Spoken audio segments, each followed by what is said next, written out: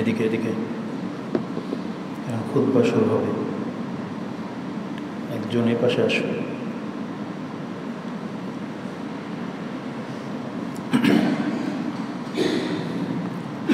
আলহামদুলিল্লাহ রাব্বিল আলামিন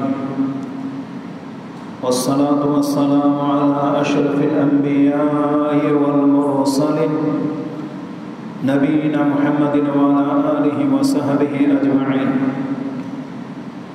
يا أيها الذين آمنوا اتقوا الله حق تقاته ولا تموتن إلا وأنتم مسلمون أما بعد فقال الله سبحانه وتعالى في كلامه المجيد بعد أعوذ بالله من الشيطان الرجيم والفجر وليال عشر والشفع والوتر وعن عبد الله بن عباس رضي الله تعالى عنه قال رسول الله صلى الله عليه وسلم ما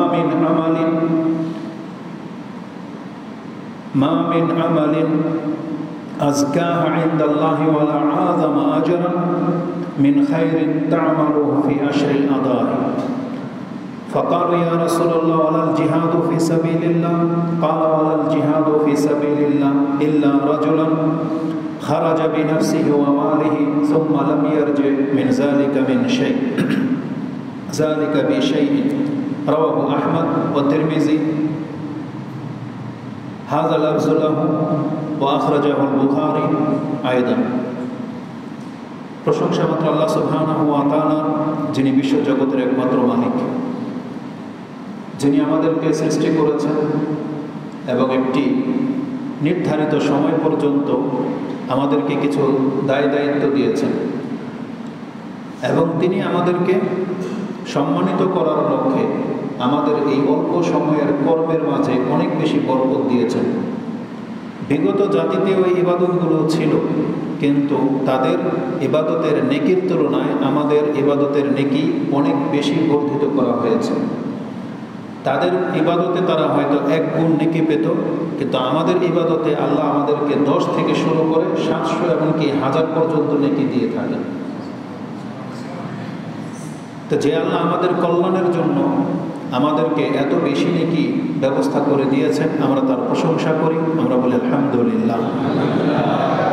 সালাতু ওয়াস সালাম প্রিয় নবী মুহাম্মদুর রাসূলুল্লাহ সাল্লাল্লাহু আলাইহি ওয়াসাল্লামের প্রতি, যার মাধ্যমে আমরা এই মর্যাদা পেয়েছি, যার মাধ্যমে আমরা এই পৃথিবীতে হয়তো সবার শেষে এসেছি, কিন্তু জান্নাতে প্রবেশের ক্ষেত্রে আমাদেরকে অগ্রাধিকার দেওয়া হবে। যেই নবীর মাধ্যমে আমরা জান্নাতের অর্ধেকটার মালিক হতে পারব, আমরা তার উপরে সালাত এবং সালাম পাঠ করে বলি আল্লাহুম্মা সাল্লি ওয়া সাল্লিম ওয়া বারিক আলা নবিয়িকা মুহাম্মদ। যেমনটা আপনারা জানেন যে চলমান যে সময়গুলো আমরা অতিবাহিত করতেছি, এই সময়গুলো, এই দিনগুলো হচ্ছে আল্লাহ সুবহানাহু ওয়া তাআলার কাছে অনেক মর্যাদাপূর্ণ দিন। একদিক থেকে এগুলো হচ্ছে হারাম মাস, অপর দিক থেকে এটা হচ্ছে হজের মাস। জিলকাদ, জিলহাজ মাসের মর্যাদা 2 দিক থেকে বেশি। এক, এগুলো হচ্ছে হারাম মাস, মানে সম্মানিত মাসের অন্তর্ভুক্ত, উপরন্তু এগুলো হচ্ছে হজের মাস। এই 2টা শব্দ কোরআনে আছে। তো এই মর্যাদাপূর্ণ দিনগুলো একেবারে শেষ দিন আজকে, জিলকাদ মাসের শেষ দিন, এবং যদিও সৌদি আরবে আজকে জিলহজ মাসের প্রথম দিন। ইনশাআল্লাহ আজকে যদি আমাদের চাঁদ দেখতে পাওয়া যায়, তাহলে কাল থেকে আমাদের হজের প্রথম দিন শুরু হয়ে যাবে। তা আজকের দিনটি আমাদের জন্য অত্যন্ত গুরুত্বপূর্ণ দিন, কারণ হজের এই 10 দিন আমাদেরকে গুরুত্বের সাথে নিতে বলা হয়েছে এবং কোরআন এবং হাদিসে এই সম্পর্কে কিছু শিক্ষা দেওয়া হয়েছে, যাতে করে আমরা এই দিনগুলো সম্পর্কে একটু সচেতন হই। কোরআন হাদিসে এই 10 দিন সম্পর্কে যে মর্যাদাপূর্ণ কথাগুলো রয়েছে, তার সারসংক্ষেপ হলো এই। কোরআনে তো তেমন কিছু আসেনি, তবে সূরা ফাজর 89 নম্বর সূরার শুরুতে আল্লাহ সুবহানাহু ওয়া তাআলা 2-3টি বিষয়ের কসম করেছেন বা শপথ নিয়েছেন। যেমন আল্লাহ বলেছেন ওয়াল ফাজর, ফজরের শপথ, ওয়া লায়ালিন আশর, 10 দিনের শপথ বা 10 রাত্রির শপথ। এবং আল্লাহ বলেছেন ওয়াশাফঈ ওয়াল ওয়াতর, জোর এবং বেজোরের শপথ। এগুলোর মানে কি? এটা আমরা আমাদের বিবেক দিয়ে ভাবলে অনেক কিছুই ভাবতে পারি, কিন্তু সেই রাস্তাটাকে বন্ধ করে দেওয়া হয়েছে। এর ব্যাখ্যা স্বয়ং রাসূলুল্লাহ সাল্লাল্লাহু আলাইহি ওয়াসাল্লাম থেকে সাহাবায়ে কেরামরা জেনেছেন এবং তারা আমাদের কাছে সেগুলো বয়ান করে রেখে গেছেন। সূরা ফজরের এই আয়াতগুলোর ব্যাখ্যাতে আব্দুল্লাহ ইবনে আব্বাস রাদিয়াল্লাহু তাআলা আনহুমা, যিনি প্রখ্যাত মুফাসসির, তার থেকে বর্ণনা করা হয়েছে যে তিনি বলেন, কামা ক্বালা ইবনু আব্বাস ওয়া লায়ালিন আশর আল মুরাদু বিহা আশর জিলহিজ্জাহ।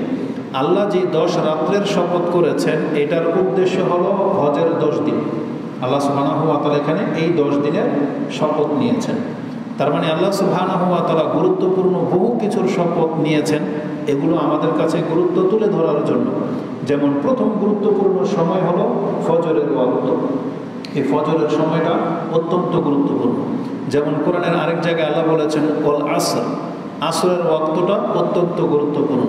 যেমন আরেকটি সূরা রয়েছে দোহা, আল্লাহ বলেছেন ওয়াদ দোহা, দোহারও আল্লাহ শপথ নিয়েছেন। তেমনি আল্লাহ সুবহানাহু ওয়া তাআলা এই আয়াতের মধ্যে শপথ নিয়েছেন 10 রাত্রির। এই আয়াতের তাফসীরের প্রখ্যাত 2টা তাফসীর রয়েছে। তার মধ্যে একটা হলো যে রমজান মাসের শেষ 10 দিন, আরেকটা তাফসীর হলো জিলহজ মাসের প্রথম 10 দিন। এর সমন্বয় করেছেন পরবর্তীতে ইবনে তাইমিয়া রাহিমাহুল্লাহ সম্ভবত এবং অন্যান্যরা, যে যখনই 2টা তাফসীর আপনার কাছে পেশ করা হবে, যেটা রমজান মাসের শেষ 10 দিন, আবার কেউ বলেছেন জিলহজ মাসের প্রথম 10 দিন, এর সমন্বয় কিভাবে করবেন? তখন আপনি দিন এবং রাতকে ভাগ করে দিবেন। তাহলে রমজান মাসের শেষ 10 দিনের শেষ 10 রাত প্রাধান্য পেয়ে যাবে, আর জিলহজ মাসের 10 দিনের শেষ প্রথম 10 দিন প্রাধান্য পেয়ে যাবে। মানে রাতের তুলনায় দিন বেশি মর্যাদাপূর্ণ, কেননা রমজান মাসের শেষ 10 রাত্রের মধ্যে লাইলাতুল কদর রয়েছে, আর জিলহজ মাসের প্রথম 10 দিনের মধ্যে অনেক কাজ, সিয়াম পালন করা হয়, মিনাতে অবস্থান করা হয়, আরাফাতে অবস্থান করা হয়, মুজদালিফায় রয়েছে। তারপরে সবচেয়ে বেশি গুরুত্বপূর্ণ কাজগুলো দিনের বেলায় হয়, কুরবানি করা হয়, তাওয়াফ করা হয়, পাথর মারা হয়, সব কাজ দিনে। এই জন্য আল্লাহ সুবহানাহু ওয়া তাআলা এই 10 দিনের শপথ নিয়েছেন। এই তাফসীর করেছেন আব্দুল্লাহ ইবনে আব্বাস রাদিয়াল্লাহু তাআলা আনহুমা ওয়া ইবনু জুবায়ের ওয়া মুজাহিদুন ওয়া গায়রু ওয়াহিদিন মিনাস সালাফি ওয়াল খালাফ। মুফাসসিরগণ বলতেছেন কেউ এর দ্বিমত করেনি, সবাই এই তাফসীর মেনে নিয়েছেন, সবার কাছে এই তাফসীর গ্রহণযোগ্য যে আল্লাহ সুবহানাহু ওয়া তাআলা জিলহজ মাসের প্রথম 10 দিনের শপথ নিয়েছেন। যদি এটাই হক হয়ে থাকে তাহলে জেনে নেন এই একটা শপথ এই 10 দিনের মর্যাদাকে বাড়িয়ে দেবে। কারণ আল্লাহ সুবহানাহু ওয়া তাআলা যখন কোনো কিছুর শপথ গ্রহণ করেন সেগুলো অন্যদের থেকে মর্যাদায় বেড়ে যায়। তা আল্লাহর কসমটাই এই 10 দিনের মর্যাদাকে বাড়িয়ে দিয়েছে।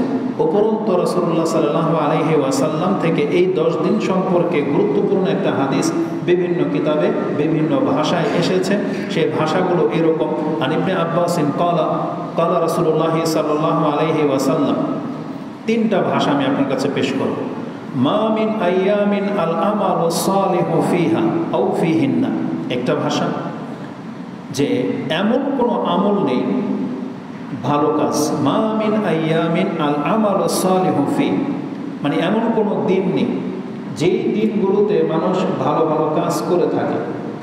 যেমন আমরা ভালো ভালো কাজ করে থাকি কোন কোন দিনে, যেমন একটা হচ্ছে জুমার দিন, একটা হলো সোমবার, একটা হলো বৃহস্পতিবার, একটা হলো মুহররমের 10 তারিখ, আর হলো রমজান মাসের প্রতিদিন, তারপরে ঈদের দিন। আর কি আছে যেই দিনগুলোতে আমরা সাধারণত বেশি পরিমাণ ভালো কাজ করে থাকি। আমাদের সমাজে আবার কিছু বেদাতীয় কাজ হয়, যেমন শবে বরাতের রাতে কিছু আমল করা হয়, দিনে কিছু করা হয়। মানে এমন বিশেষ বিশেষ দিন যেই দিনগুলোতে মানুষ সাধারণত ভালো কাজ করে থাকে। তাহলে যতগুলো এমন দিন আছে যেই দিনগুলো মানুষ ভালো কাজ করে থাকে, সেই দিনের ভালো কাজ যত নেকি আপনি পাবেন, কিন্তু এই জিলহজ মাসের 10 দিনে যদি আপনি ভালো কাজ করেন তাহলে এই 10 দিনের ভালো কাজ এতটা নেকি আপনার এনে দেবে যে আপনার জীবনের 365 দিনের যে কোনো দিনকে এই 10 দিনের এগেইনস্টে দাঁড় করিয়ে দেন, তাহলে এই 10 দিনের ইবাদতকে হারাইতে পারবেন। তার মানে 10 দিনের ইবাদত অন্যান্য সমস্ত দিনের ইবাদতের চেয়ে আপনাকে বেশি মর্যাদা এনে দেবে, বেশি নেকি এনে দেবে। এই কথাগুলো এই ভাষাতে এসেছে। কি আছে? মা মিন আইয়ামিন আল আমালু সালিহু ফীহিন্না আহাব্বা ইলাল্লাহি আযজা ওয়া জাল, আল্লাহর কাছে বেশি পছন্দনীয় হতে পারে না এই 10 দিনের তুলনায়। আরেকটা বর্ণনা আসছে আযামু ইনদাল্লাহ, আল্লাহর কাছে অনেক বেশি নেকি মর্যাদাপূর্ণ এই 10 দিনের তুলনায় হতে পারে না। আরেকটা শব্দ হচ্ছে মাল আমালু ফি আইয়ামিন আফদালু মিনহা ফি হাযিহি ইয়ানি আইয়ামুল আশর, এই 10 দিনের যে কোনো ভালো কাজ আপনি করেন না কেন এটার চাইতে উত্তম অন্য কোনো দিন আমল হইতে পারে না। এটা একটা ভাষা।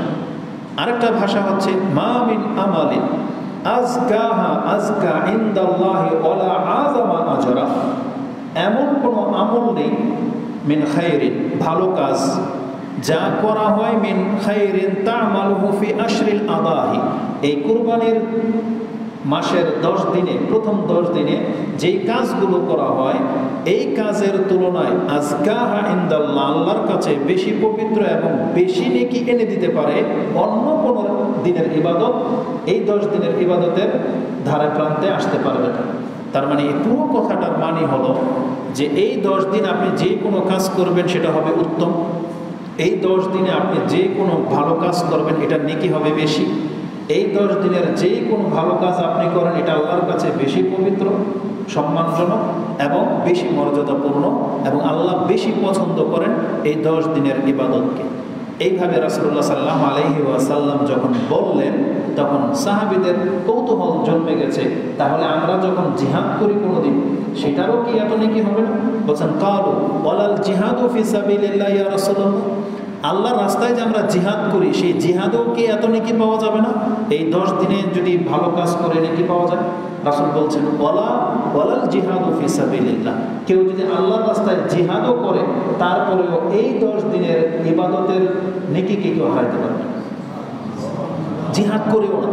তবে রাসূল বলছেন ইল্লা রাজুলান, তবে ওই ব্যক্তির কথা ভিন্ন, খারাজা বিনাফসিহি ওয়া মালিহি, যে ঘর থেকে তার জীবন এবং মাল ধন সম্পত্তি নিয়ে আল্লাহর রাস্তায় জিহাদে লিপ্ত হয়েছে, ফালাম ইয়ারজিউ মিন যালিকা মিন যালিকা বিশাইইন, তার নাফস এবং তার সম্পত্তির কিছুই আর ফেরত আসলো না। তার মানে সে নিজেও শহীদ হয়ে গেল, তার ঘোড়া হয়তো সে হারালো, তার অস্ত্র শস্ত্র যা কিছু নিয়ে তিনি জিহাদের ময়দানে এসেছিলেন তার কোনো কিছুই আর ফেরত যায় নাই। তার এই ব্যক্তির মর্যাদা হচ্ছে সব থেকে বেশি। তার মানে যে আল্লাহর রাস্তায় শহীদ হয়ে গেছে তার নেকি অনেক বেশি, কিন্তু যেই ব্যক্তি শহীদ হয়নি কিন্তু মুজাহিদ জিহাদে অংশ নিয়েছে, যারা জিহাদে অংশ নেয় তারাও কিন্তু জান্নাত পেয়ে যাবে। কিন্তু বলা হয়েছে নেকির ক্ষেত্রে ওই জিহাদের নেকির চেয়ে এই 10 দিনের ইবাদতের নেকি সবচেয়ে বেশি তাকে দেয়া হবে। এই হাদিসটি মুসনাদে আহমদে এসেছে 1968, তিরমিজিতে এসেছে 757, ইমাম বুখারী রাহিমাহুল্লাহ তিনি তার কিতাবুল ঈদাইনের মধ্যে উল্লেখ করেছেন 969 পেয়ে যাবেন, আবু দাউদে আছে 2438 রয়েছে। এই একটা হাদিসই বিভিন্ন ভাষায় এসেছে যেটা আমি আপনার কাছে পেশ করে দিয়েছি। তাহলে কোরআন থেকে যেটা জানলাম যে যেই দিনগুলো আসতে যাচ্ছে কাল থেকে শুরু হবে হজের এই প্রথম 10 দিন, এই 10 দিনের আল্লাহ শপথ নিয়েছেন, এটা অত্যন্ত গুরুত্বপূর্ণ। আর রাসূল বলেছেন এই 10 দিনের ইবাদত বান্দা যত নেকি অর্জন করতে পারবে সেটা অন্য কোনো দিনের ইবাদতে এত নেকি আপনি হাসিল করতে পারবেন না। এখন কোনো একটা ইবাদতের দিকে আমি ফোকাস করব না, আমাদের মেসেজ ছিল এটা আমি আপনাদেরকে জানিয়ে দিলাম। আপনি নেটে দেখতে পাবেন বেশ কিছু ইউটিউবার বা বক্তারা আছে, তারা এইভাবে টাইমলাইন লিখে বক্তব্য ছাড়ে যে হজের 10 দিনের আমল, মহিলাদের আমল, তারপর এই কাজগুলো করবেন না, হজের 10 দিনের 10টি আমল, 20টি আমল, এভাবে বহু কিছু লিখে দেন। এর কোনো মানে হয় না। রাসূলুল্লাহ সাল্লাল্লাহু আলাইহি ওয়াসাল্লাম এই 10 দিনে আমাদেরকে কোনো আমল দিয়ে যান নাই, বরং তিনি বলে দিয়েছেন একটা মূলনীতি, এই 10 দিনে আপনি যা করেন ভালো কিছু এত নেকি আপনি পাবেন যেটা অন্য কোনো দিনে আপনি এই নেকি পাবেন না। তার মানে আপনি যদি দান করেন তাহলে অন্য দিনে আজকের দানের মতো নেকি আর হবে না। আপনি যদি সিয়াম রাখেন তাহলে এই সিয়ামের নেকি অন্য কোনো দিনের সিয়ামের চেয়ে বেশি হবে। আপনি যদি এই দিনে 2 রাকাত নফল বেশি করেন তাহলে অন্য দিনের নফলের চেয়ে বেশি মর্যাদা প্রাপ্য হচ্ছেন। এইভাবে রাসূলুল্লাহ সাল্লাল্লাহু আলাইহি সাল্লাম জাস্ট উৎসাহিত করে গেছেন। কি ইবাদত করবেন সেটা আপনার ব্যাপার। এখানে বিশেষভাবে যেমন অনেক মহিলারা আমাদেরকে জিজ্ঞেস করে, প্রশ্ন করে যে হজের সিয়াম কবে থেকে? হজের সিয়াম আবার কি? এই 9 দিন বা 10 দিন যে সিয়াম রাখতে হয় এটা তারা একটাকে বাধ্যতামূলক করে নিয়েছে। মূলত হজের কোনো সিয়াম নেই, বরং আপনাকে বলা হয়েছে সৎ কাজ করতে। তো সৎ কাজের মধ্যে সিয়াম একটা কাজ, কিন্তু এটাকে আপনি ফরজ হিসেবে নিয়ে নিচ্ছেন, মনে হচ্ছে মানে বাধ্যতামূলক নিয়ে নিচ্ছেন যে মনে হয় হজের সিয়াম আছে। না, হজের 1, 2, 3 এরকম গণনার কোনো সিয়াম নাই। আপনি যদি এই 9 দিন পুরো সিয়াম রাখেন ভালো, প্রত্যেক দিনের আপনি সিয়ামের নেকি পেয়ে গেলেন। কিন্তু এটাকে আপনি নিজের জন্য লাজিম মনে করবেন না। যাদের ফরজ সিয়াম বাকি আছে ওই সমস্ত মানুষদের উচিত এই কয়দিনের মধ্যে সেই কাজাগুলো আদায় করে নেওয়া। তাহলে আপনি মর্যাদার দিক থেকে অতিরিক্ত সিয়ামের নেকিও পেয়ে যাবেন, আপনার ফরজও কাজা হয়ে যাবে আর অতিরিক্ত কিছু নেকি আপনি পেয়ে যাবেন। কিন্তু কাজা সিয়াম কাজাই থেকে যাবে।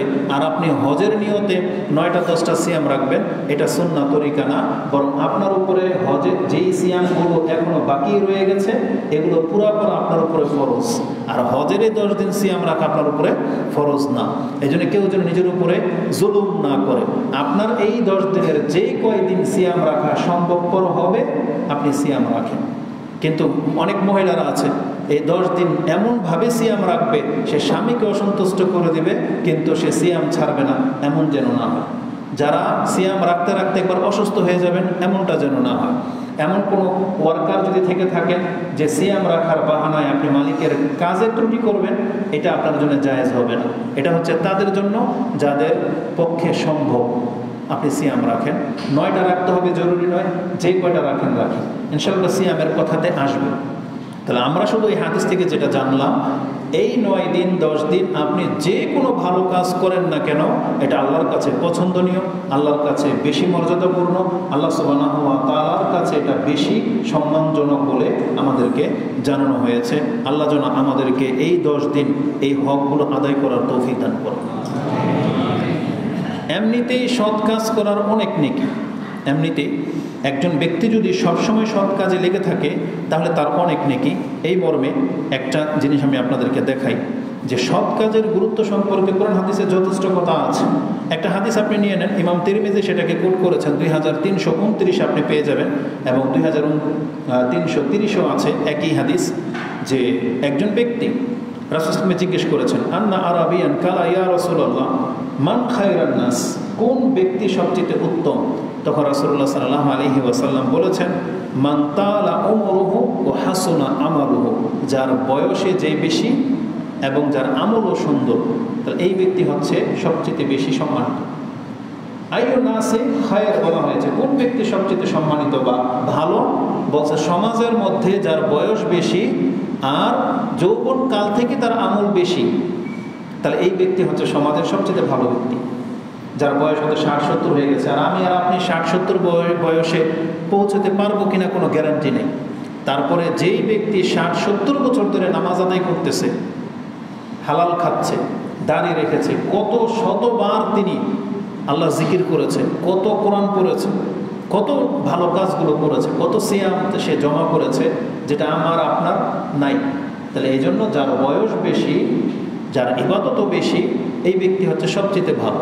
আবার এর উল্টাটা বলছে, আইয়ুন নাসি শার, কোন ব্যক্তি সবচেয়ে খারাপ? তখন রাসূল এই কথাই বলেছেন, মান তালা উমরুহু ওয়া সাইয়্যাহু ওয়া সুই আমালু আর সুআন আমালু, বা বিভিন্ন শব্দে এসছে যে যেই ব্যক্তির বয়স বেশি কিন্তু আমল খারাপ, তার এই ব্যক্তি হচ্ছে সবচেয়ে মন্দ। কারণ কি? কারণ তার নেকি তুলনায় পাপের সংখ্যা বেশি। কারণ 70 বছর ধরে একটা ব্যক্তি যখন পাপ করে তাহলে তার পাপের পাল্লা কিন্তু অনেক বেশি ভারী হয়ে যায়।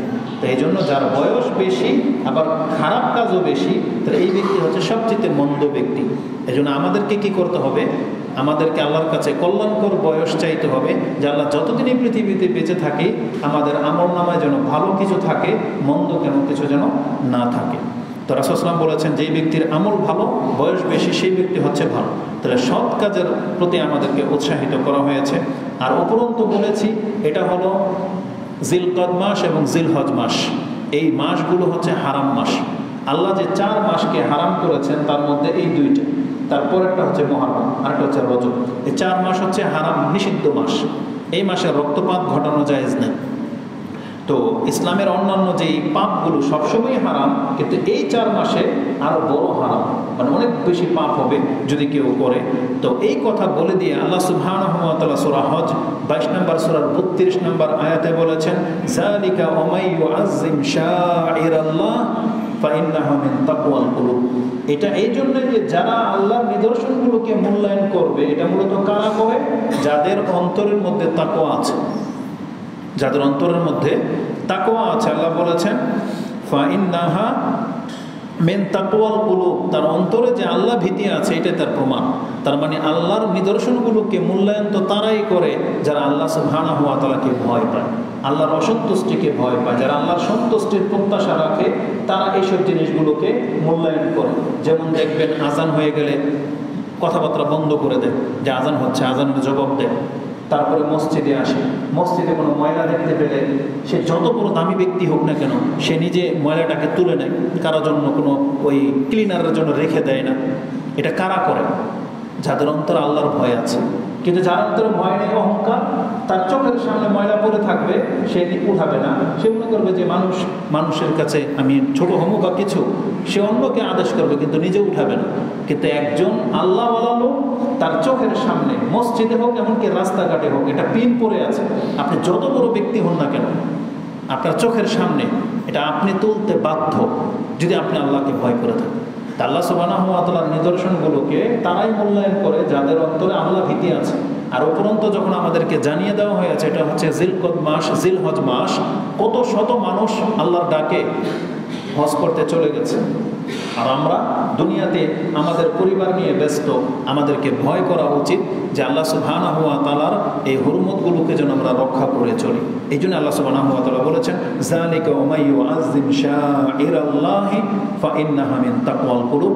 অতএব আমাদেরকে তাকওয়া অবলম্বন করতে হবে। আর বিশেষভাবে যদি কিছু কিছু আমলকে উল্লেখ করতেই হয়, তাহলে কোন আমলগুলো আপনার কাছে প্রাধান্য পাবে? সর্বপ্রথম পাবে হজ এবং উমরা। এই জিলহজ মাসের ইবাদতের মধ্যে সর্বপ্রধান কাজ কি? হজ এবং উমরা। যারা করার তারা অলরেডি চলে গেছে এবং বাকিরা যাচ্ছে। তার মানে যারা হজ করতে গিয়েছেন বা যাচ্ছে তারা সবচাইতে বড় কাজে লিপ্ত। তারপরের কাজ যেটা প্রাধান্য পাবে এই 10 দিনের মধ্যে, সেটা হচ্ছে জিকির আজকার, তাকবীর, তাহলিল পাঠ করা, বেশি বেশি আল্লাহ সুবহানাহু ওয়া তাআলার স্মরণ করা।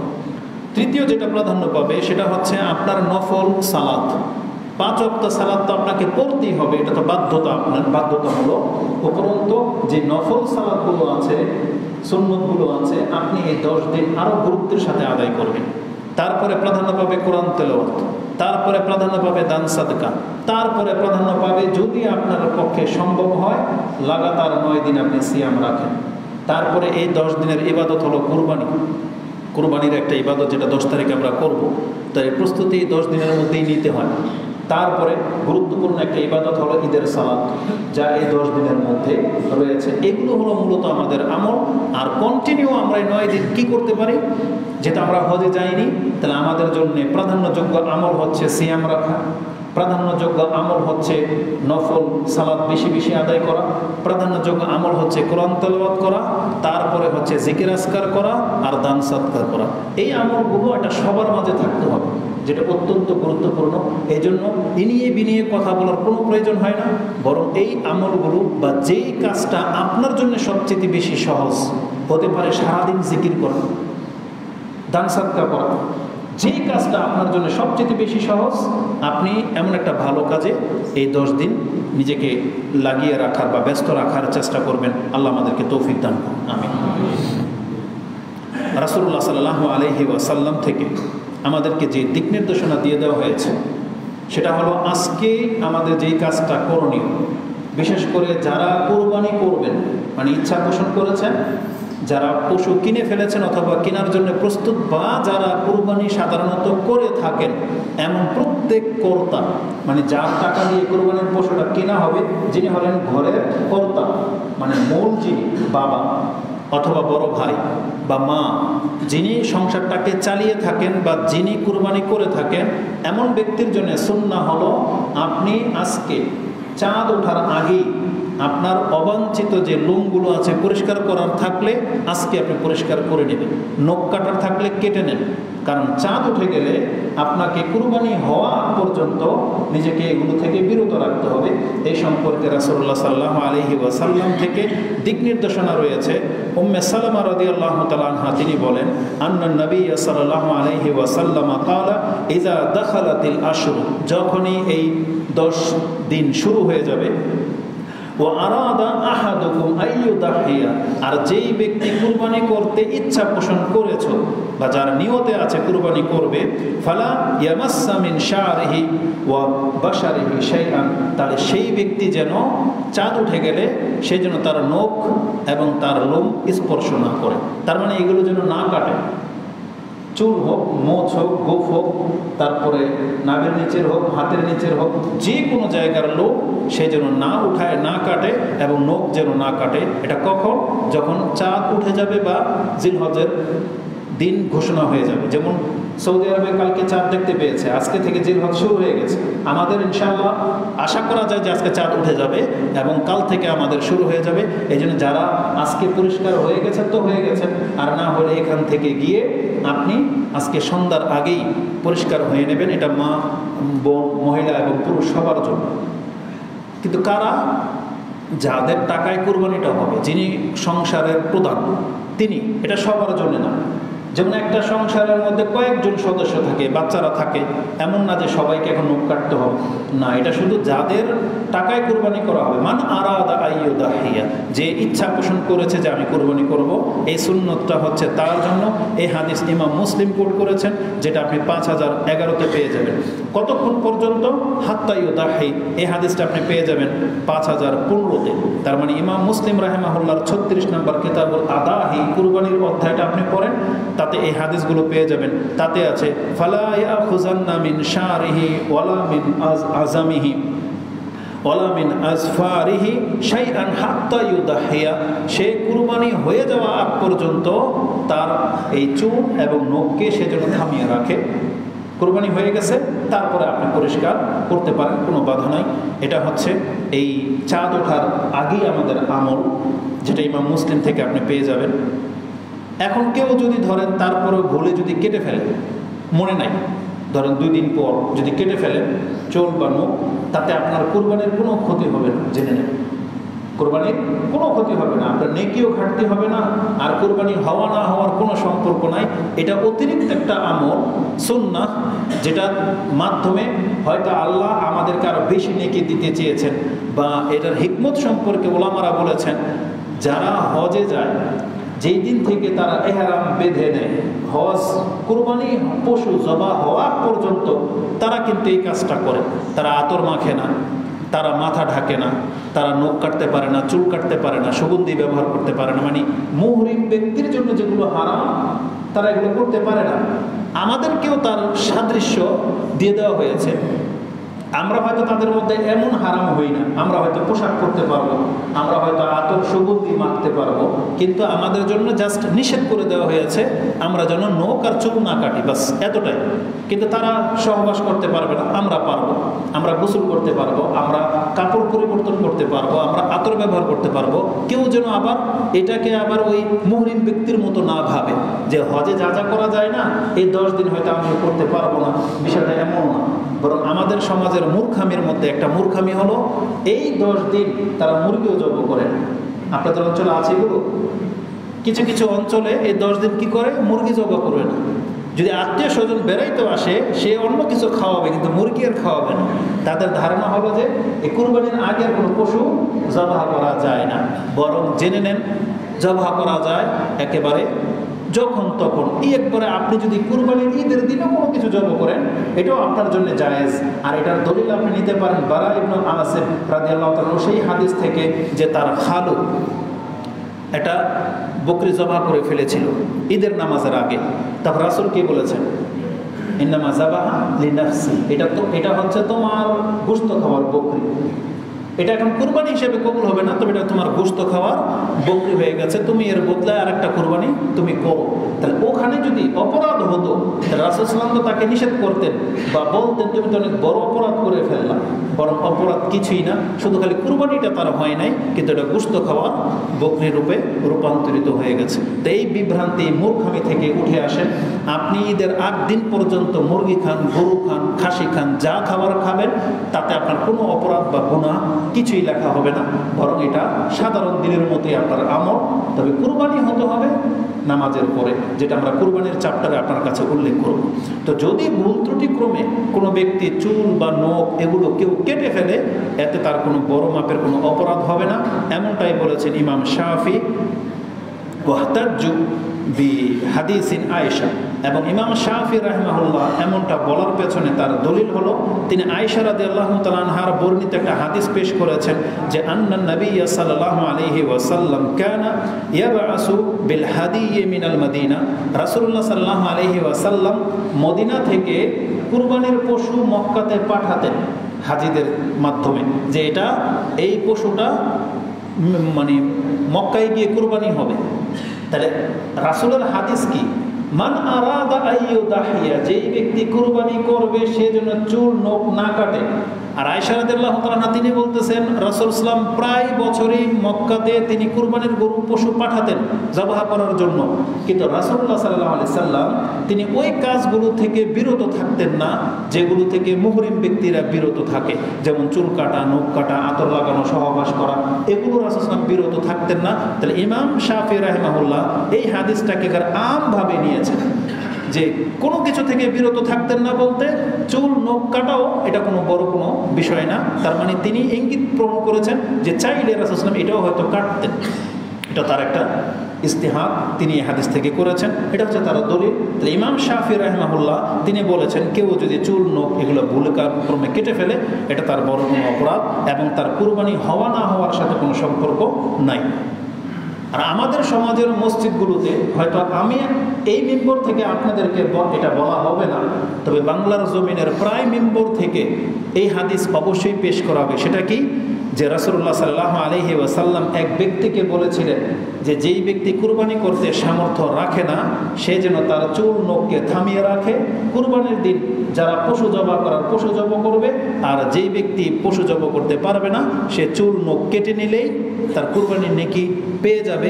এই মর্মে যে হাদিসটা আসছে এই হাদিসটা আবু দাউদ এবং নাসাইয়ের বর্ণনাটাকে সহিহ বলা হচ্ছে, নাসিরউদ্দিন আলবানীর কাছে হাদিস হাসান গ্রহণযোগ্য, কিন্তু শুআইব আল আরনাউত তিনি মুসনাদে আহমদের হাদিসের ব্যাখ্যায় তিনি এটা বলেছেন হাদিস দুর্বল, এটা গ্রহণযোগ্য হাদিস না।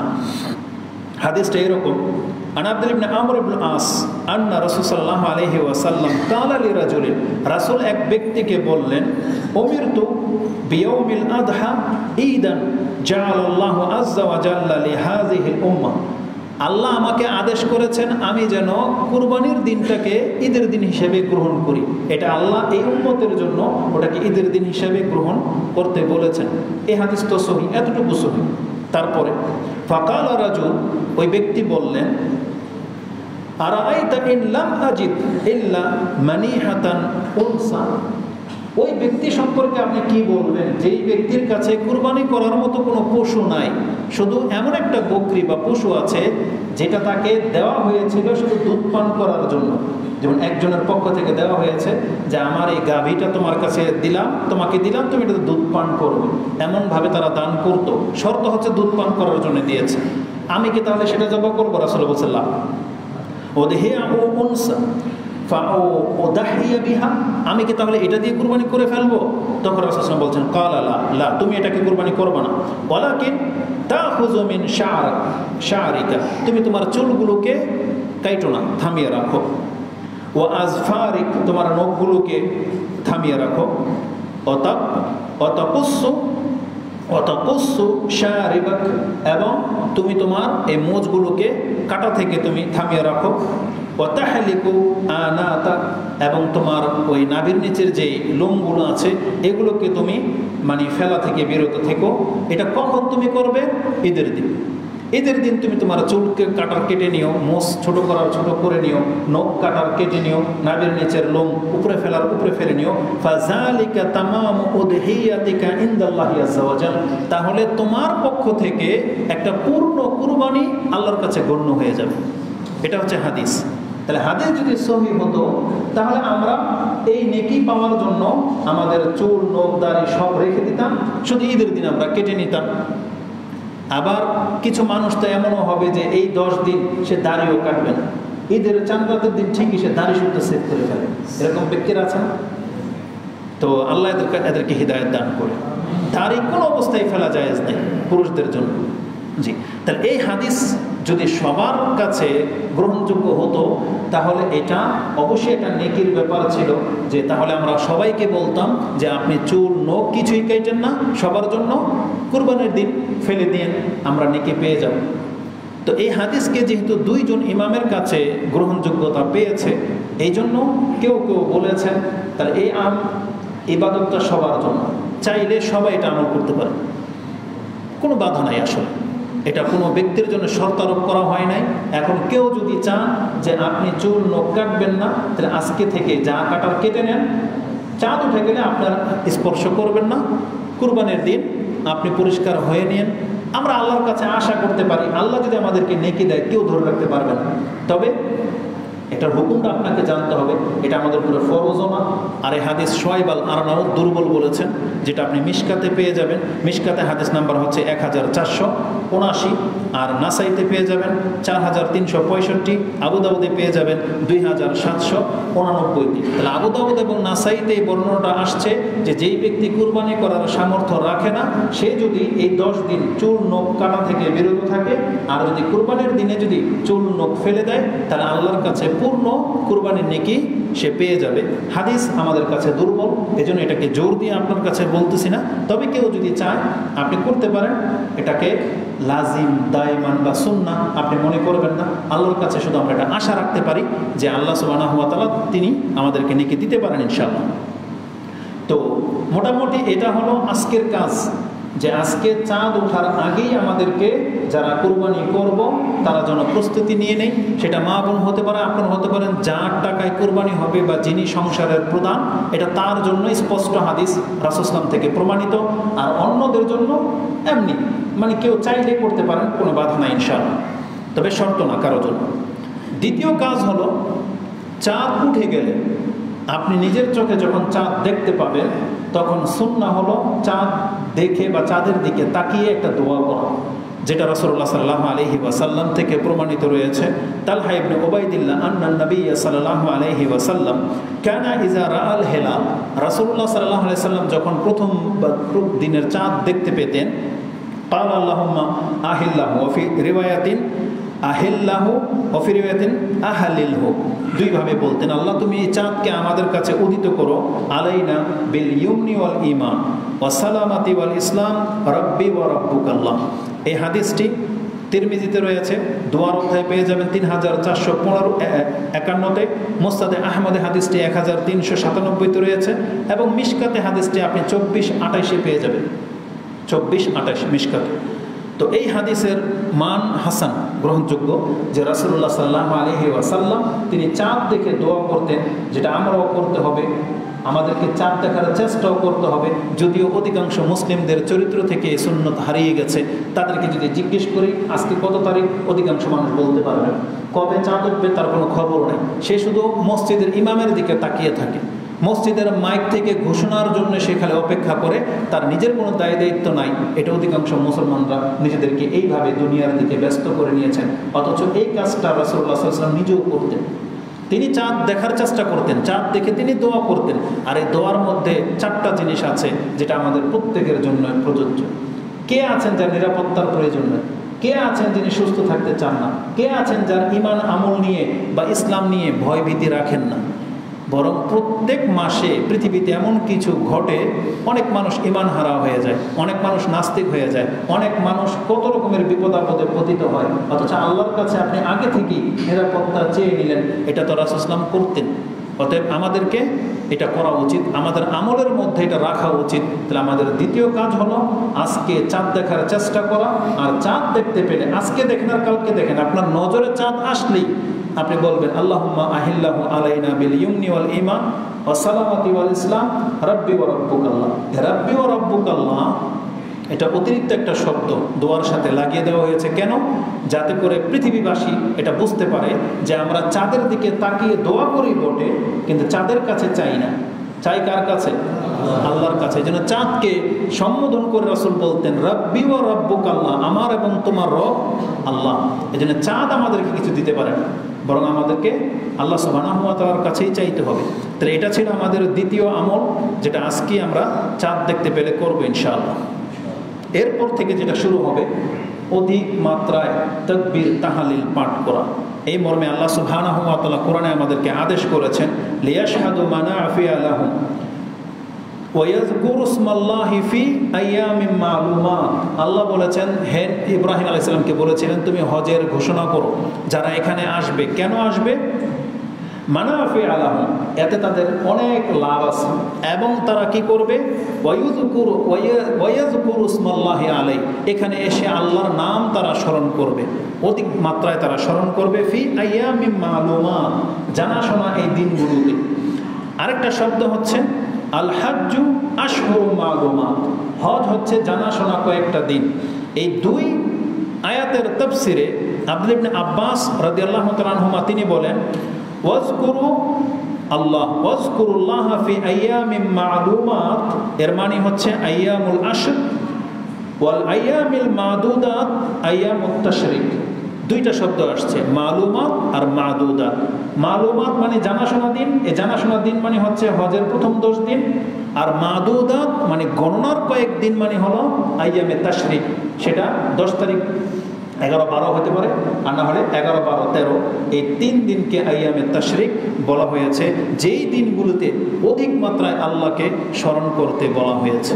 আর আমরা যেহেতু প্রথম 10 দিন পেয়ে যাব, ওই বাকি 3 দিন আমাদের জন্য না, ওটা হজের জন্য, কিন্তু আমরাও এই 3 দিনকে কুরবানির দিন বলে গণ্য করে থাকি, এবং আমরাও কিন্তু দেখবেন নামাজের পরে সালাম ফেরানোর পরেই আমরা তাকবীর পাঠ করি, আবার যখন তখন করি, এটাই হচ্ছে আমাদের আমল। তাহলে এই কয়দিন আমরা কালকে থেকে চাঁদ উঠে গেলে আমরা সবচেয়ে বেশি যেই জিনিসগুলো পাঠ করবো সেটা হচ্ছে সুবহানাল্লাহি আলহামদুলিল্লাহি ওয়া লা ইলাহা ইল্লাল্লাহু আল্লাহু আকবার, লা ইলাহা ইল্লাল্লাহু ওয়াহদাহু লা শারীকা লাহু লাহুল মুলকু ওয়া লাহুল হামদু ওয়া হুয়া আলা কুল্লি শাইইন কাদির। মানে যেগুলোতে আল্লাহর বরত্বের ঘোষণা আছে, সেই তাকবীর তাহলিলগুলো আমরা সব থেকে বেশি পাঠ করব।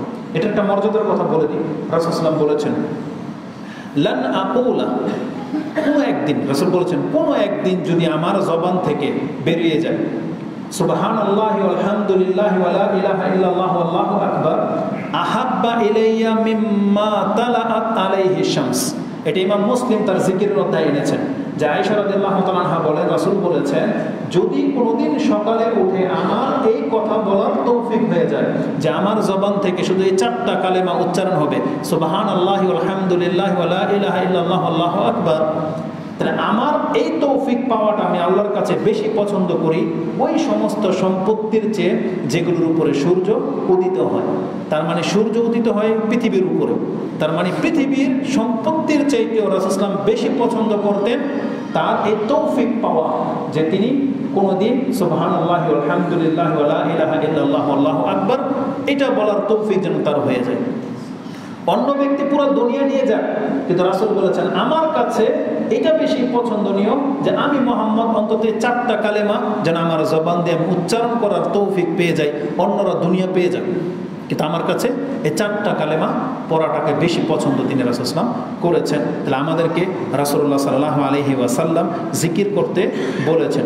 সিয়াম যেমনটা বলেছি যে আমাদেরকে সিয়াম রাখতে হবে, কিন্তু এই মর্মে যেই বর্ণনাগুলো আছে তা সহিহ এবং জয়ীফের মাঝামাঝিতে আছে।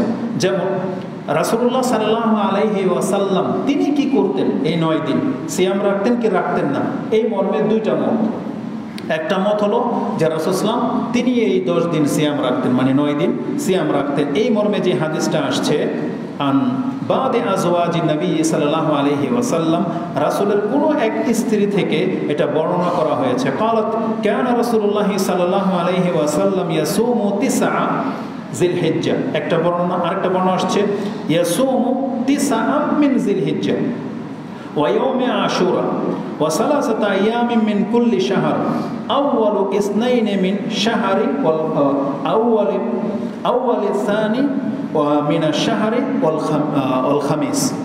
রাসূলুল্লাহ সাল্লাল্লাহু আলাইহি ওয়াসাল্লামের আমল সম্পর্কে তার কোনো এক স্ত্রী থেকে বর্ণনা করা হয়েছে, যে হাদিসটা আপনি আবু দাউদে 2437 এবং নাসাইতে 2417 এবং মুসনাদে আহমদে 22334 পেয়ে যাবে, যে রাসূল সাল্লাল্লাহু আলাইহি ওয়াসাল্লামের সুন্নাহ ছিল তিনি হজের 9 দিন সিয়াম রাখতেন এবং আশুরার দিনে সিয়াম রাখতেন, মানে মুহররমের 10 তারিখ, এবং তিনি প্রত্যেক মাসের 3 দিন সিয়াম রাখতেন, এবং তিনি মাসের প্রথম সপ্তাহ সোমবার আর বৃহস্পতিবার দিন সিয়াম রাখতেন। এই হাদিসের মধ্যে যে শব্দগুলো আছে তা অনেকটাই সহিহ হাদিসের সাথে মিলে, কারণ এটাই ছিল রাসূল সাল্লাল্লাহু আলাইহি ওয়াসাল্লামের অভ্যাস। তিনি প্রত্যেক মাসের 3টা সিয়াম রাখতেন, এটাও সুন্নাহ। তিনি সোমবার দিন সিয়াম রাখতেন, এটাও সুন্নাহ।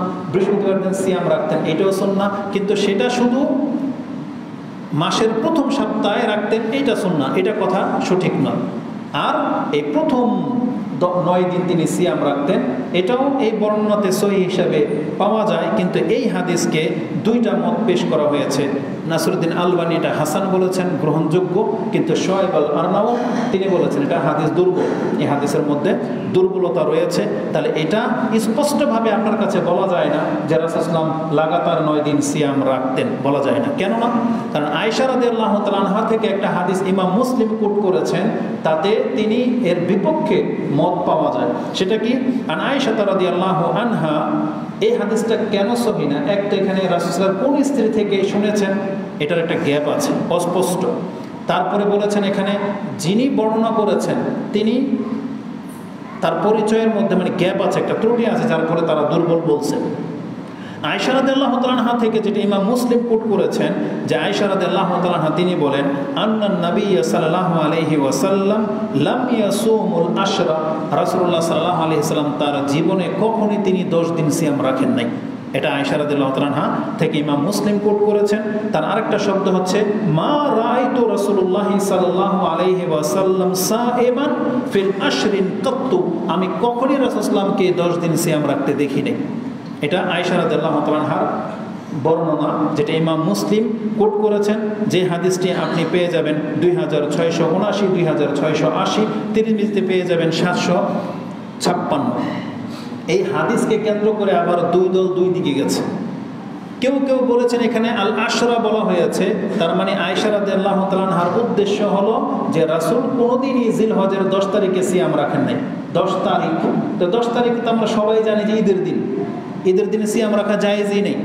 তাহলে এটা যদি হয় হাদিস স্পষ্ট, তার মানে রাসূলুল্লাহ সাল্লাল্লাহু আলাইহি ওয়াসাল্লাম ঈদের দিনে সিয়াম রাখেন নাই, মানে 10 তারিখে রাখেন নাই, তাহলে হাদিস স্পষ্ট। আর যদি এর ব্যাখ্যা করা হয় যে রাসূল কোনোদিনই এই হজের 10 দিন সিয়াম রাখেন নাই, তখন গিয়ে এটা সুন্নাহ হিসেবে প্রতিষ্ঠিত আর তখন থাকে না। যে তাহলে কোনো ব্যক্তি যদি 1 থেকে নিয়ে লাগাতার 10 দিন সিয়াম রাখবেন, তখন আমরা বলবো তাহলে এটা সুন্নাহ না। তাহলে এই হাদিসগুলোর কারণে মতপার্থক্য হয়েছে। আলা কুল্লি হাল, কিন্তু আমরা আপনাকে কোন মেসেজটা দিতে চাচ্ছি, এটা দিয়ে কি বুঝাতে চাইলাম এই 2 রকমের হাদিস পেশ করে দিয়ে, তার মানে এটা প্রতিষ্ঠিত সুন্নাহ না। কিন্তু রাসূলুল্লাহ সাল্লাল্লাহু আলাইহি ওয়াসাল্লাম যেহেতু আমাদেরকে উৎসাহিত করেছেন, এবং তিরমিজি আবু দাউদের যে হাদিসটিতে ইঙ্গিত পাওয়া যায় যে রাসূল সাল্লাল্লাহু আলাইহি ওয়াসাল্লাম 9 দিনই সিয়াম রেখেছেন, তাহলে আমরা জেনে শুনে এটাকে ছাড়বো না, আমরা চেষ্টা করব রাখার, এটা আমাদের দাবি থাকবে। যতটুকু আমাদের সাধ্যে কুলায় যে কটা রাখতে পারি আমরা রাখবো, তবে আমাদের সবার জন্য এটা আমাদের আমল হিসেবে আমরা নিতে বলবো যে এই 10 দিন, যেহেতু 10 দিন বলতে একদিন তো বাদ যাবে, মানে 9 দিন অবশ্যই আমরা সিয়াম রাখার চেষ্টা করব। কারণ 9 তারিখের সিয়াম তো আপনি এমনিতেই রাখবেন, ওই দিন হচ্ছে আরাফা, তাই না? এখন আরাফা কবে, এটা আগামী খুতবায় ইনশাআল্লাহ আলোচনা শুনবেন যারা আগামী খুতবায় আসবে, সেই দিন আপনাকে বলা হবে যে আরাফাটা আমাদের দেশে কোন দিন আপনি পালন করবেন, কুরবানির মাসলা মাসাইল সংক্রান্ত সেই সময় আপনি জানবেন। আমি শুধু এখানে আপনাকে এই 9 দিনের সিয়াম সংক্রান্ত একটা কথা বলে দিলাম। কুরবানি সংক্রান্ত একটা কথা বলাটা জরুরি বিষয়, সেটা হচ্ছে এই, আমাদের সমাজে কুরবানি নিয়ে অনেক বেশি বাড়াবাড়ি করা হয়। আপনাদেরকে একটা ছোট্ট একটা মেসেজ শুনিয়ে দিই, সেটা হচ্ছে যেহেতু যারা কুরবানি করবেন তারা এই সপ্তাহের মধ্যেই পূর্ণ প্রস্তুতি আপনারা নেবেন, এটি স্বাভাবিক। আমাদের সমাজে আমরা দেখেছি অধিকাংশ মসজিদে বা আপনাদেরকে এটা জানানো হয়েছে যে কুরবানি করা ওয়াজিব। অধিকাংশ মতে তারা এটাকে ওয়াজিব মনে করে, কিন্তু কুরবানি করাটা আসলে ওয়াজিব না। যেটা আমরা স্পষ্ট যেটা জানতে পারছি, কুরবানিটাকে আপনি বেশি জোর এর হুকুম লাগাতে পারেন, কুরবানি হচ্ছে সুন্নাহ। এটা হচ্ছে সুন্নাহ, এটা আমাদের মত না, বরং কোরআন হাদিসে এই দিকে ইঙ্গিত রয়েছে। যেমন কুরবানির হুকুম সম্পর্কে যখন জানতে চাওয়া হয়েছে, ইমাম বুখারী রাহিমাহুল্লাহ তিনি তার কুরবানির অধ্যায়ের প্রথম পর্বই করেছেন সুন্নাতুল উদহিয়া। এই আলোচনাটা, অধ্যায়টা হলো কুরবানির সুন্নাহ বিষয়গুলো নিয়ে, এইভাবে তিনি এনেছেন। এবং ইবনে ওমর, ইমাম বুখারী রাহিমাহুল্লাহ তিনি যেটা লালন করতেন, তিনি যেটা শিখছেন কোরআন হাদিস থেকে, তিনি কিন্তু ওটাই আমাদেরকে শেখানোর চেষ্টা করেছেন, আর তিনি ওই ভাষাগুলোই ব্যবহার করেছেন ইমাম বুখারী। তাহলে ইমাম বুখারী রাহিমাহুল্লাহর কাছে কুরবানিটা হচ্ছে সুন্নাহ, তিনি এটাকে ফরজ মনে করেন না। এবং তিনি দলিল হিসেবে একজন সাহাবীর উক্তি এনেছেন, তিনি হচ্ছেন আব্দুল ইবনে ওমর।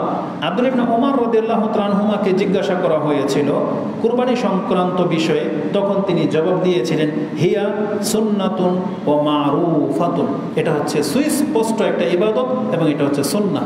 তার মানে এটা সুস্পষ্ট প্রতিষ্ঠিত সুন্নাহ, তিনি ওয়াজিব শব্দ ব্যবহার করেন না সেখানে। তাহলে আব্দুল ইবনে ওমর রাদিয়াল্লাহু তাআলা আনহুমা তিনি বলেছেন এটা হচ্ছে সুন্নাহ। এটাই ইমাম বুখারী রাহিমাহুল্লাহ তিনি গ্রহণ করেছেন। ইমাম মুসলিম তিনিও পর্ব করেছেন 36 নম্বর পর্বের 3 নম্বর পর্বটা, কিতাবুল উদহিয়া, কুরবানির অধ্যায়ের 3 নম্বর পর্ব পেয়ে যাবেন। তিনি বলেছেন বাবু ইস্তিহবাব আদ-দাহায়া ওয়া যাবিহাহা ওয়া মুবাশারাতান বিলা তাওকিল ইলা আখিরি। তিনি বলেছেন এই অধ্যায়টা হলো কুরবানি করা সুন্নাহ হওয়া প্রসঙ্গে, কিভাবে আপনি করবেন, কাউকে উকিল বানাবেন না, নিজের পশু নিজে কুরবানি করবেন, এগুলো সবই হচ্ছে সুন্নাহ। এভাবে তিনি একটা পর্ব করেছেন। এছাড়া এটা সুন্নাহ হওয়ার আরেকটা দলিল হলো, একটু আগেই যে হাদিসটা আপনাদেরকে বলা হয়েছিল না, যে চাঁদ উঠে গেলে চুল আর নখ না কাটা, সেখানে কি আছে জানেন? সেখানে আছে ইজা দাখালাল আশরু, যখন জিলহজের 10 দিন চলে আসবে, ও আরাদা আইয়ু দাহিয়া, বলা হয়েছে দাখালাল আশরু ও আরাদা আহাদুকুম আইয়ু দাহিয়া, তোমাদের মধ্যে যেই ব্যক্তি কুরবানি করতে ইচ্ছুক, রাসূল কি বলেছেন ভাষাটা, যেই ব্যক্তি কুরবানি করতে ইচ্ছুক সে যেন চুল দাড়ি নখ না কাটে। তাহলে যদি এটা যদি ওই ব্যক্তির উপরে ফরজ হতো, তার রাসূল এই কথা বলতেন না যার ইচ্ছা, এটা বলতেন না কখনো। কারণ 5 ওয়াক্ত নামাজ পড়া আমরা কি কথা বলবো যার ইচ্ছা আসেন জুমায়, এটা বলবো? কিন্তু মাগরিবের নামাজের আজান হয়ে গেছে, ধরেন আপনি মসজিদে ঢুকলেন, রাসূল ওখানে বলেছে যার ইচ্ছা সে নামাজ পড়তে পারে, ওটা হচ্ছে সুন্নাহ। যার ইচ্ছা সে 2 রাকাত নামাজ পড়বে আজানের পর, ওখানে ইচ্ছা শব্দটা আছে। আর মাগরিবের নামাজের ক্ষেত্রে এই কথা চলবে? চলবে না, কারণ মাগরিবের নামাজ তো ফরজ, যেমন জুমার নামাজ ফরজ। এখন আপনি কথা বলতে পারবেন না যে যার ইচ্ছা মসজিদে আসেন না আসেন। তো ইচ্ছা হলো সুন্নাহ, অতিরিক্ত কাজ, এটা আপনার উপরে ফরজ না। তবে এটা হুকুমের দিক থেকে আপনাকে বললাম, কেন বললাম? কারণ এই কুরবানি নিয়ে আমাদের সমাজে অনেক বেশি বাড়াবাড়ি করা হয়। অনেক ব্যক্তি দেখা যাচ্ছে যে অনেক কিছু নাজায়েজ কাজ ওই কুরবানি কেন্দ্রিক করে থাকে, মনে করে কি আমার উপরে ফরজ ওয়াজিব হয়ে গেছে। আবার কিছু মানুষ কুসংস্কারে বিশ্বাসী, কিছু মানুষ ঋণে হলেও মানে এমন আচরণ করে কুরবানি দেয় যে গত বছর আমি কুরবানি দিয়েছি, এই বছর যদি আমি না দিই এলাকার মানুষ বলবে কি? বুঝেন, এলাকার মানুষ কি বলবে সেই জন্য সে নিয়ম করে নিয়েছে, যেহেতু সে গত বছর কুরবানি দিয়েছে এই জন্য তাকে এই বছরও কুরবানি দিতে হবে। আবার কিছু মানুষ আছে যে তার সামর্থ্য মাত্র হওয়া শুরু হয়েছে কিন্তু সে কুরবানি দেয় না। তার আকীদা কি জানেন? যে একবার যদি কুরবানি দেওয়া শুরু করে দিই তার মানে আমার সারা বছরই কুরবানি দিতে হবে। এগুলো কিছুই না ইসলামের। ইসলামের মূলনীতি হলো, দেখেন কুরবানিটা একটা এমন বড় ইবাদত আর একটা আমভাবে বলে দিই, আমাদের সমাজের মসজিদগুলোতে এগুলো ইনিয়ে বিনিয়ে বলা হয়। আপনি কথাটা কিভাবে নেবেন নিয়ে নেন। কিছু কিছু জিনিস আছে স্পষ্ট, এইভাবে যদি আপনি শিখেন আপনার ইসলামটা কঠিন মনে হবে না।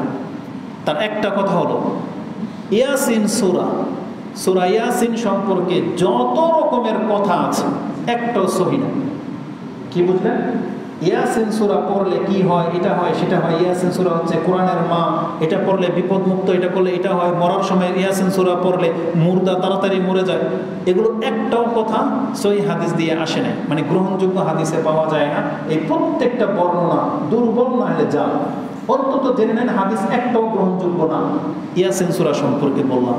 ঠিক কুরবানির নেকি সম্পর্কে যতগুলো হাদিস বর্ণিত হয়েছে আবু দাউদ ইবনে মাজাতে, একটা হাদিসও গ্রহণযোগ্যতায় পৌঁছেন।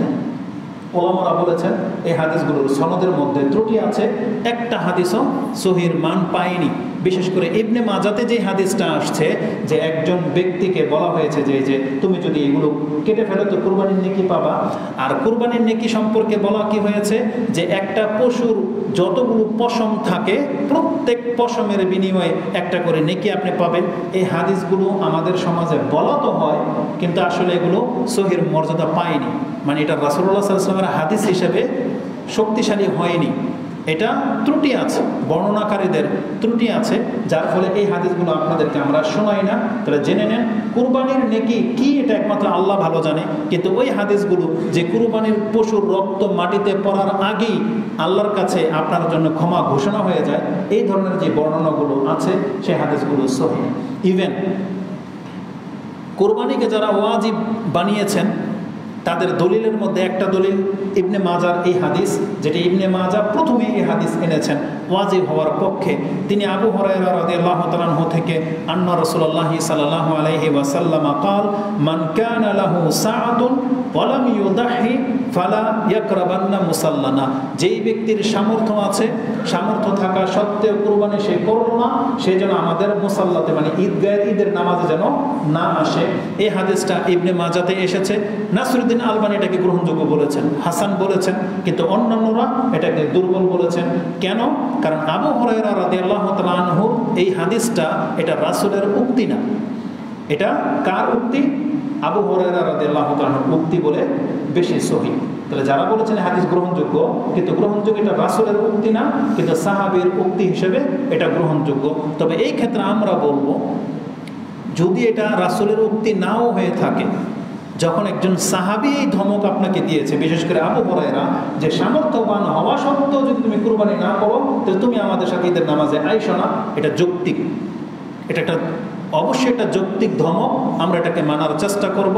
এজন্য আমরা কুরবানিকে ওয়াজিব মনে করি না বটে, কিন্তু আমরা অবশ্যই বলবো যেই ব্যক্তির সামর্থ্য আছে আপনি কষ্ট হলেও কুরবানি করেন। কেন জানেন? আমি আপনাকে একটা ছোট্ট একটা ইঙ্গিত দিই। আপনি হচ্ছেন মুসলিম, আমরা হলাম মুসলিম, আমরা যদি কুরবানি করি এই কুরবানিটা কার জন্য? আল্লাহর জন্য।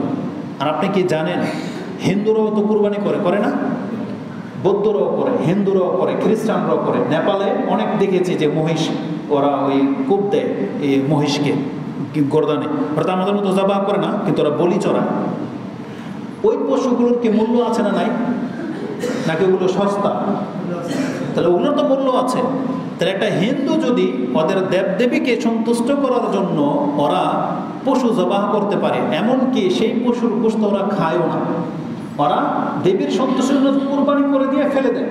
আর আমাদের আল্লাহ সুবহানাহু ওয়া তাআলা আমাদের শুধু বলেছেন তুমি কুরবানি করো, গোশত রক্ত কিছু আমি আল্লাহ চাই না, শুধু তোমার নিয়তটা দেখতে চাই, এই টাকার গোশত তুমিই খাও, আমরা নিজেরা গোশত খাবো, নিজেরা উপকৃত হব, উপরন্ত আল্লাহর সন্তুষ্টির জন্য আল্লাহ নেকিও দেবেন, তারপর আপনি কুরবানি করবেন না? যে কুরবানি হিন্দু করার কারণে ও নেকি তো পাবেই না, বরং একটা পশু মূর্তিকে সন্তুষ্ট করার জন্য জবাহ করা মানে ও নিজেকে জাহান্নামের ঠিকানায় গিয়ে নেওয়া। আর আমাদের ধর্মীয় সাথে এটা রিলেটেড, আমরা আল্লাহর জন্য কুরবানি করব যেটার মধ্যে আমাদের আল্লাহর সন্তুষ্টি নিহিত আছে, আর আপনি টাকার মায়া সেটা করবেন না, না এটা হইতে পারে না, এটা হতে পারে না। এই ক্ষেত্রে আমাদের মেসেজ থাকবে, আমরা মনে করি প্রত্যেকটা ব্যক্তি 15,000, 10,000, 15,000 দিয়ে একটা বকরি জবাহ করার ক্ষমতা রাখেন, অবশ্যই রাখেন। এই সমাজের চক্ষু লজ্জা ভুলে যান। কে কি বলবে না বলবে এটা নিয়ে আপনি ভাববেন না। এটা নিয়ে ভেবে আপনি গরু কিনতে যান, গরুতে লেগে যাবে লাখ টাকা, যেই লাখ টাকা আপনার কাছে নাই, তখন গিয়ে আপনি মানুষের ইতস্ততার কারণে, মানুষের তিরস্কারের কারণে আপনি কুরবানির নেকি থেকে মাহরুম থাকবেন। এটা আমাদের মেসেজ না, বরং আমাদের মেসেজ হলো আপনি 10-15 হাজার টাকার মধ্যে একটা ভালো খাসি এনে কুরবানি করেন, যেটা রাসূলুল্লাহ সাল্লাল্লাহু আলাইহি ওয়াসাল্লাম তিনি 9 বছরই করেছেন। তার যখন সামর্থ্য হয়েছে তখন তিনি উট দিয়েছিলেন 100 উট, একটা না 100 উট দিয়েছিলেন। আপনার সামর্থ্য আপনিও দিয়ে, কিন্তু যতদিন হচ্ছে না আপনি অন্তত একটা বকরিওকে আল্লাহর জন্য আপনি কোরবানি করার সামর্থ্য রাখেন না, এটা হওয়া উচিত। আর যারা একান্তেই পারবেন না, আমাদের সমাজে তো ভাগের প্রচলন আছেই, যে 7 পরিবার মিলে আপনারা কুরবানি করে থাকেন। যদি পশুর সংকট দেখা দেয় তাহলে অবশ্যই আপনারা অন্তত ভাগেও কারোর সাথে মিলে আপনারা কুরবানি করবেন। যদিও এটা নিয়ে নেটের জগতের মধ্যে 2 রকমের কথা পাওয়া যাচ্ছে। এক শ্রেণীর আলেম যারা, তারা বলতেছেন যে ভাগে কুরবানি চলবে না, এতদিন বলতে চলবেই না, এখন বলতেছে সেটা ব্যক্তির জন্য চলবে, পরিবারের জন্য চলবে না।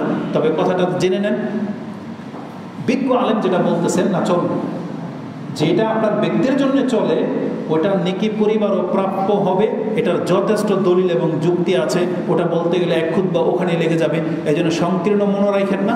কিন্তু আপনি প্রথম উত্তমটাকে প্রাধান্য দেন। সেটা কি, কার সাথে আপনি ভাগে দিবেন, তার টাকা হালাল না হারাম, এত প্রশ্নের দিকে যাওয়ার দরকার কেন? যেখানে আল্লাহ সুবহানাহু ওয়া তাআলা মাত্র একটা খাসি পেলে সন্তুষ্ট। আল্লাহ শুধু আপনার নিয়ত দেখতে চান। একটা ভালো একটা খাসি যদি আপনি জমা করে দেন 10-15-20 হাজার টাকার মধ্যে, তাতে আল্লাহ সন্তুষ্ট।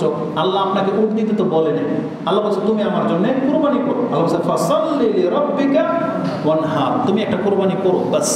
এটা আল্লাহ চেয়েছেন। সেটা উট, দুম্বা, গরু কি হতে হবে এটা আপনার সামর্থ্যের উপরে নির্ভর করে। আর যদি না পান, কারোর সাথে যদি আপনি শরীকে দিতে চান দিতে পারেন। 2, 3, 4, 5 সর্বোচ্চ 7 ভাগ পর্যন্ত একটা গরুতে প্রচলন রয়েছে বা জায়েজ, 7-এর অধিকার হবে না। এটা নিয়ে আবার অনেকে দ্বিমত করেছে যে 7-এর কত রকমের যে প্রশ্ন করে, আর কমন সেন্স থাকলে এই প্রশ্নগুলো আসতো না। 7 হলো শেষ সীমানা। 7 কি শেষ সীমানা? তাহলে আপনার মাথায় এটা আবার কিভাবে ঢোকে যে 6 জন হলে চলবে না, 5 জন হলে চলবে না, 2 জন হলে চলবে না? কেন? আর 7 তো হলো সীমানা, 7 জনের বেশি আর অংশ নিয়েন না, এটা হচ্ছে নিয়ম। এটা কেন বললাম জানেন? আমাদের ব্যক্তিগত লাইফ, যদিও খুব লম্ব হয়ে যাচ্ছে, আমাদের ব্যক্তিগত লাইফে যেই সব ঘটনাগুলো ঘটে, আমার জীবনে ঘটে যাওয়া একটা ঘটনা আপনাকে বলি। আমাদের সমাজ যখন আমি সৌদি আরব থেকে প্রথমে আসছি, তারা তো ভালো করেই চিনে যে আমরা অন্য গ্রুপের, তারা আমাদেরকে অন্য গ্রুপের মনে করে। কেউ তো মুসলমানই মনে করেন, অনেকে আছে, বুঝলেন তো। কোনো এক বছর আমি আমার গরু, আমাদেরটা নিয়ম, আমাদেরটা জব করি। তা আমি চাক্কু নিয়ে রাস্তায় বেরিয়েছি যে এই কারোটা বাকি থাকে করে দিই। তা আমাদের আত্মীয় স্বজন 2-1 এটা করে দিয়েছি। তো একজনে আমার কাছে নাম এনেছে যেখানে 6টা নাম লেখা ছিল, বুঝছেন, 6টা নাম লেখা ছিল। তো বলতেছে 7 নম্বরে রাসূলুল্লাহ সাল্লাল্লাহু আলাইহি সাল্লামের নাম, এই 7 ভাগে তিনি কুরবানিটা করবেন। আমার কাছে যে যতটুকু বিদ্যা রাখি সেই অনুযায়ী ওনাকে আমি বললাম যে দেখেন, মৃত ব্যক্তির নামে কুরবানি করা যায় না, আর যদি করেন তাহলে সেই অংশটা দান করে দিতে হবে। এই যে আমার যে বিদ্যা, এটা কতটুকু যৌক্তিক আমি আপনাকে বলি। আব্দুল ইবনে মুবারক রাহিমাহুল্লাহ, প্রখ্যাত তাবী, তার কাছ থেকে ইমাম তিরমিজি রাহিমাহুল্লাহ এই মাসলা আমাদেরকে জানিয়েছেন, যেটা আপনি 1495 পেয়ে যাবেন। আব্দুল ইবনে মুবারক রাহিমাহুল্লাহ তিনি বলেন, আহাব্বু ইলাইয়া, আমার কাছে পছন্দনীয় হলো আই ইউতাসাদ্দাকা আনহু, আমি যদি মৃত ব্যক্তির জন্য কিছু করতেই হয় আমি সাদকা করব, দান সাদকা করব মৃত ব্যক্তির উপকারের জন্য। আই ইউসাদ্দাকা আনহু ওয়ালা ইউদাহহা আনহু, আমি মৃত ব্যক্তির জন্য কুরবানি করব না, আমি দান সাদকা করব। আর যদি করি ওয়াইন দাহহা, আর আমি যদি কোনো মৃত ব্যক্তিরকে নেকির দেওয়ার জন্য যদি কুরবানি করি, ফালা ইয়াকুলু মিনহা শাই, তাহলে ওই অংশের একটা গোশতের টুকরো আমি খাবো না। যেহেতু আমার উদ্দেশ্য কি মৃত ব্যক্তিকে নেকি পৌঁছানো, তাহলে আমি গোশত খাবো কেন? এই গোশত আমাকে দান করে দিতে হবে যাতে এই নেকিটা মৃত ব্যক্তি পায়। এটা হচ্ছে তার অভিমত। ওয়ায়াতাসাদ্দাকু মিনহা কুল্লাহা, আর আমার উচিত হবে মৃত ব্যক্তির নামে যেই কুরবানিটা আমি করেছি এটা সবটাই দান করে দেওয়া। এটা হচ্ছে আব্দুল ইবনে মোবারক রাহমাহুল্লাহর প্রখ্যাত তাবি তিনি, যার মাধ্যমে হাদিস আমাদের কাছে পৌঁছেছে। ইমাম তিরমিজি তার এই কথাটাকে দলিল হিসেবে পেশ করেছেন যে মৃত ব্যক্তির নামে কুরবানি করা যায় না, আর যদি করেন তাহলে করলে পুরোটা দান করে দিতে হবে। তাহলে ওনাকে আমি এটাই বললাম, তাহলে রাসূল সাল্লাল্লাহু আলাইহি ওয়াসাল্লাম তো মৃত, তার নামে যে অংশটা আপনি দান করলেন তাহলে আপনি তো এটা খেতে পারবেন না, আপনাকে তো এই ভাগটাকে দান করে দিতে হবে। তখন উনি আমাকে কি বলতেছেন, তখন কি করব? তখন আপনি বলেন কি করবেন? তাহলে কেটে দেন। যখন শুনছে যে এখন মৃত ব্যক্তির অংশটা খেতে পারবে না, তখন বলছে যে কেটে দেন। বুঝলেন? এমনটা করবেন না। আমাদের সমাজে 6 জন হয়ে গেছে, 6 জনই কুরবানি করেন। 7 জন পুরা করতে হবে জরুরি না, বরং 1 জনে করলে সবচেয়ে উত্তম, 2 জনে করলে তারপরে, 3 জন করলে তারপরে, যত সংখ্যা বাড়বে নাকি তত কমবে। ঠিক আছে? তবে চেষ্টা করেন একটা বকরি একা যদি পারেন যথেষ্ট, কার সাথে ভাগাভাগিতে গোশত নিয়ে নারাজের দিকে যেয়েন না, ইবাদত কবুল হবে কি হবে না এইসব টেনশনে যেয়েন না। সম্ভব আল্লাহ যেমনটা তৌফিক দিয়েছেন এমনটাই একটা বকরি আপনি কুরবানির জন্য প্রস্তুতি নিয়ে নেন। আর এই ক্ষেত্রে এটা এত গুরুত্বপূর্ণ যে আমাদের কোনো কোনো ওলামা বলেছেন আপনার তো টাকা মাঝে মাঝে আসে আর যায়, কিন্তু এই মুহূর্তে হাতে টাকা নাই, কিন্তু ঈদের পর আবার আসতে পারে, তাহলে ওই ব্যক্তিদের উচিত কারো কাছ থেকে নিয়ে হলেও আপনি কুরবানি করেন, কারণ এই নেকি সবসময় আপনার জীবনের আসবে না। কারণ কুরবানি বছরে একবার আসে। আল্লাহ আপনাকে হয়তো টাকা পয়সা দেবেন, কিন্তু এই সুযোগটা আমি আর নাও পেতে পারি। এটা আমাদের জীবনের শেষ কুরবানি হতে পারে না। আল্লাহ আমাদেরকে বোঝার এবং সে অনুযায়ী আমল করার তৌফিক দান করুন। আকুলু লিকাউলি হাযা আস্তাগফিরুল্লাহ লি ওয়া লাকুম ওয়া লিসাইরিল মুসলিমিন ফাস্তাগফিরু ইন্নাহু হুয়াল গফুরুর রহিম।